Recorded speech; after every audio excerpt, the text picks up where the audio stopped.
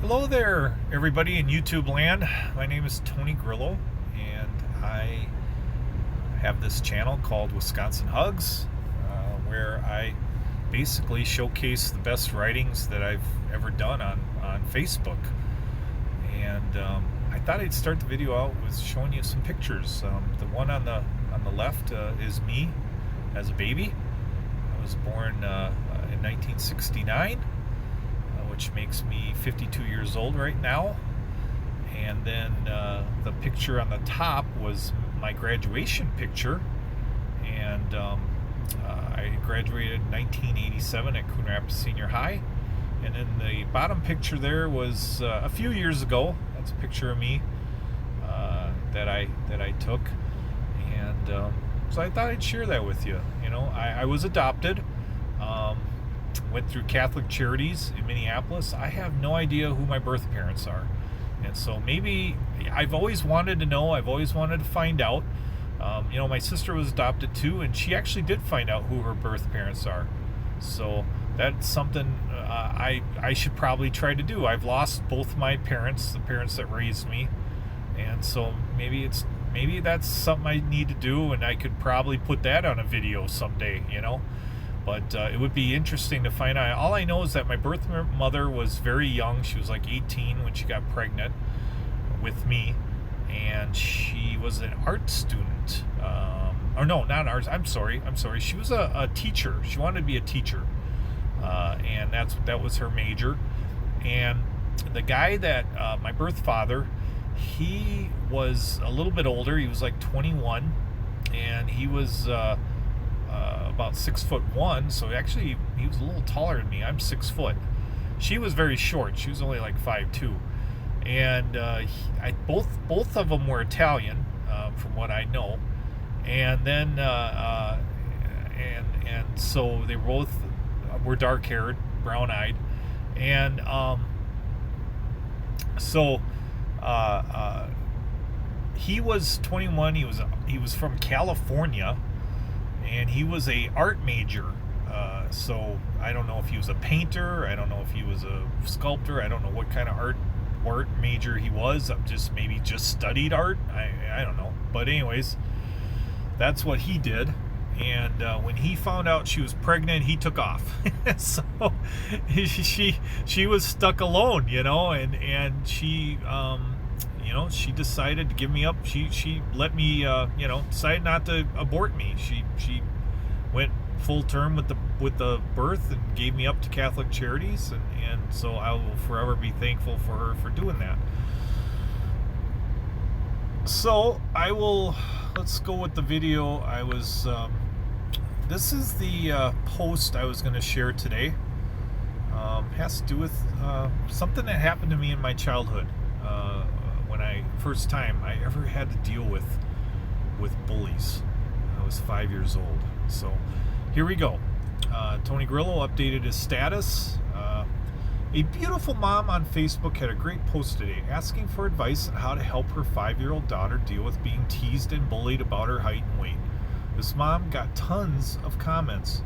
Many shared their personal bullying stories, as I remembered that line in Rocky where he tells his son, "The world is a cruel place. It'll beat you down. If you want something, you gotta take it. It's not about how many times you fall. It's about how many times you get up and you keep fighting. That's what winning is." Okay, you know what? I really suck at doing Sylvester Stallone imitations. But I'm a big fan of Sly, so I love his movies. I love the Rocky movies. In fact, it used to drive Dee nuts because I like to... She'd walk in one day and be like, "Oh, what you watching?" "I'm watching Rocky." It's like for the millionth time. As a young boy of 5 or 6, I remember my first time playing organized sports. It was t-ball, and it was the summer before I went to kindergarten. After practice, 3 much older and bigger kids over by Alder Park in Coon Rapids, Minnesota. Why did I say Minnesota? Minnesota started giving me the business. They chose me out of an entire group of kids my age. One even had a glass eye and would pull it out. It was creepy and gross the first time I saw that. Yeah, can you imagine being 5 years old and seeing somebody pull their eyeball out? I will never forget that. That's something you can't forget, even as a 5-year-old. And that's why I remember this story, because he was one of the kids that was picking on me. I left practice early and they caught up to me. I ran different routes and they still found me. That was frustrating. After 4 days, I came home upset and told my mom I wanted to quit. I told her and not Dad. It's funny that I did that, because dads are always like, suck it up, kid. Suck it up. And moms are always like, they want to protect their cubs, Mama bear. So anyways, my mom replied, well, I could pick you up, but that won't solve anything. We need to outsmart these guys. Now, that was pretty brilliant on my mom's part, because, a lot of moms today, if their kid did that, what would be the first thing they would do? They would call the cops, right?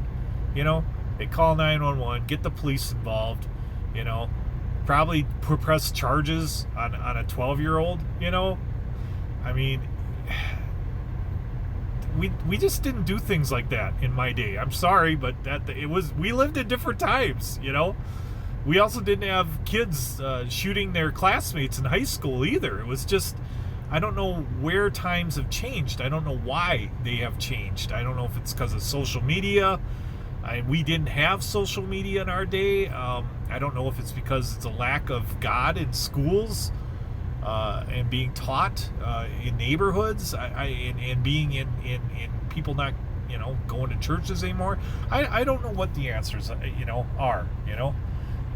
Maybe it's because we don't have leaders anymore that inspire us to show the best side of ourselves. I'm not sure. I really don't know what the answer is. But anyways, I kind of went on a rant there. But she was the first person that taught me to use my brain, and that your brain can be a weapon, and that your brain can solve problems instead of your fists, especially when you can't outfight them. There was no way I was going to outfight them. They were way too big, and there was 3 of them. But she did say, if you use your brain, you just might be able to figure a way to outsmart them, and you might be able to figure a way to win. Because like Rocky says, you keep fighting, you don't give up, and that's how you win. And you find a way to win. Never stop looking for a way to win, right? Right? Okay, here we go. I went off on a tangent. Sorry about that. So, we get back to the story here, and she said, can you outrun them? And I replied, I thought I could, but they had bikes. And I didn't know how to ride a bike yet, so they always caught up to me, and that was so frustrating, because I even took off early one time, and they still caught up to me. But anyways, then she said, we need to eliminate the bikes, and I thought that was brilliant, but I'm like, how do we eliminate the bikes? I don't, how do we do that? And she asked me, besides like, popping their tires or something, with a knife, vandalizing, and I don't think my mom would be telling me to do that. I don't think damaging someone's property, that would not be what my mom would be wanting me to do. So I had no idea where she was leading this conversation to, where we were going with it. But she goes, are you good at hopping fences? And I was like, yeah, I am good at hopping fences. We lived in, but you always told me to stay out of other people's yards. We lived in fenced yards, suburbia, every house had a fenced-in backyard in every block. That's the way Coon Rapids was, Coon Rapids, Minnesota, between Foley Boulevard and University Avenue at that time. So she replied, this time I'm telling you to jump fences and don't stop running till you get home. She was certain they wouldn't abandon their bikes to chase me on foot, and if they did give chase, that would level the odds, provided I could outrun them, which I wasn't sure I could do. They were a lot older than me. They were in 6th grade. I was in kindergarten. They had 6 years on me, She said, make sure you find out which yards have dogs and which ones don't. Now, that was kind of funny. I remember her telling me that, because after she told me that, she made me lunch, and then she told me to basically head out and go check out the whole neighborhood. from the baseball park all the way up to my house, and she said, make sure you know which houses have dogs, which yards have dogs, and which ones don't. So I did that. I spent that afternoon. I went and hit all the houses, everybody's house, and checked out the neighborhood. I even found hiding places where I thought I could hide if I needed to. Like, people's, I could hide underneath somebody's, I forgot what they call that, where tool shed or something, But anyways, the next morning after practice, the coach was about to leave, and so I made my way to the bubbler. Living in Wisconsin too long. Yeah, in Wisconsin they call it a bubbler. In Minnesota we call it a waterfall. But anyways, and right as the coach left, the three amigos were there, waiting. And I remember this too. They were off in the distance, but they were waiting there, smiling. They were gonna get their shots at me again. They couldn't wait. And this time, I was like, screw you guys, and I didn't know about flipping the bird yet. I was probably too young to know what flipping the bird was, but I probably would have done that if I knew what it was at that time. Closest thing I knew how to do that was stick my tongue out at them. So I stuck my tongue out at them and ran for the closest house. And luckily the garage door was open because I was worried these guys would get me. They were getting close. I remember that. I ran as fast as I could. I had to run from the water fountain. I had to run across the street. And I ran up that driveway, and they were on my heels. I do remember that, but I can imagine I hopped the first fence. I was worried those guys would get me before I hopped the first fence. And I ran through a stranger's garage, startling a lady that was working in her garden. And without saying anything, I hopped that fence and kept hopping fences and cutting through yards while avoiding the ones with big dogs, and I made it home. I was victorious. LOL, my first win over these bigger, older kids. It was a victory. It was awesome. We celebrated. I celebrated with my mom, The next day, I'd be a liar if I said I wasn't scared after t-ball practice, but they never showed up, and they never bothered me again. Years later, I found out that lady I messed that one up, was in her garden. I found out who that lady was that was in her garden. Okay, there we go. Years later, I found out who that lady was that was in the garden. Many of my classmates know her, because a lot of my Facebook friends are my classmates. So I announced who she was. She was Mrs. Molitor, and she ran the school lunchroom at University Avenue Elementary School. And so all my classmates, everyone knows who Mrs. Molitor was, and she was one tough lady. And she was the one that broke up all the playground fights. And it just so happened that it was her son that was one of the bullies. I didn't know that at the time, but years later when I figured it out, when I remembered what had happened and I ran through her yard and I knew who the kids were, yeah, I just thought that is so funny. Now, I can only imagine what he must have thought. So basically, all right, I accidentally lost my post for a sec, but here we're back. So get back to the story here. Now I can only imagine what he must have thought when I used his very own garage and his very own backyard to escape him and his gang. Well, school hadn't started yet, but I'm sure Mrs. Molitor knew exactly what was going on when she saw me running for my life through her backyard.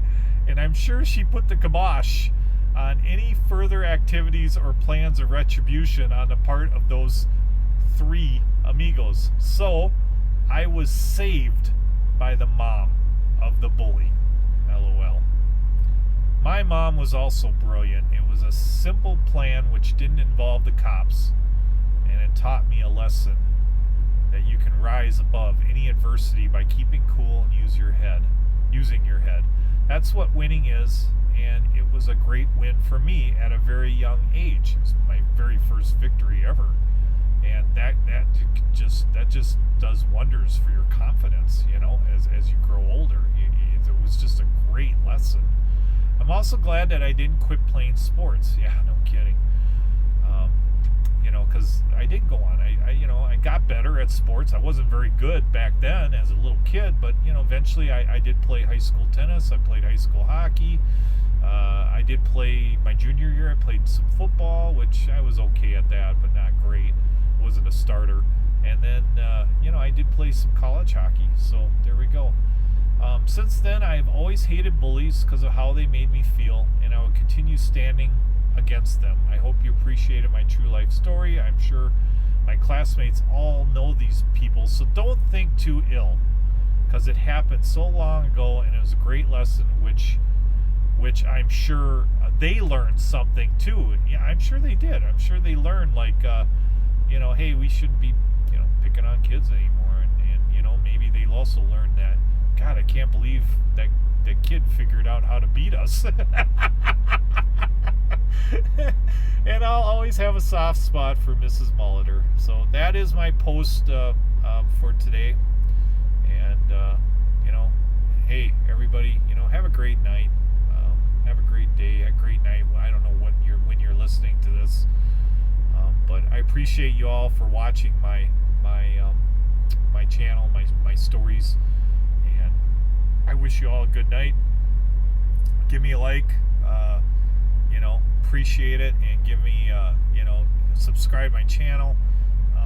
That just helps your boy out and get her done, and have a great night. Wisconsin Hugs.